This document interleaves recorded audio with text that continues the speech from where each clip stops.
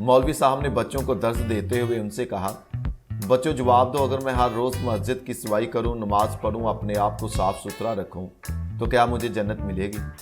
सब बच्चों ने मिलकर कहा, जी नहीं। मौलवी साहब ने हौसला बढ़ाते हुए फिर कहा, अगर मैं आप लोगों को रोज़ाना आइसक्रीम दूं, तो फिर क्या मुझे जन्नत मिलेगी? फिर साहब ने कहा, नहीं।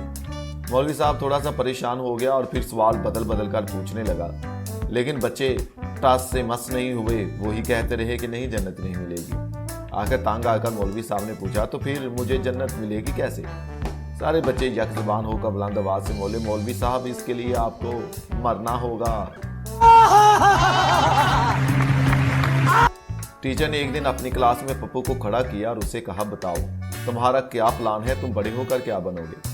आगे से पप्पू ने कहा, मैडम जी मैं पढ़ लिख कर बहुत बड़ा आदमी बनूंगा और सब शहरों में मेरा कारोबार होगा, नौकर मेरे आगे पीछे होंगे, मैं दुनिया की महंगी तरीन कारों में सफ़र करूंगा। ये सुनकर टीचर ने कहा, बस कर पप्पू, बस कर। फिर एक लड़की से कहा, तुम बताओ तुम बड़े होकर क्या बनोगे? लड़की ने कहा, मैडम जी मैं तो बड़ी होकर पप्पू की दुल्हन बनूंगी।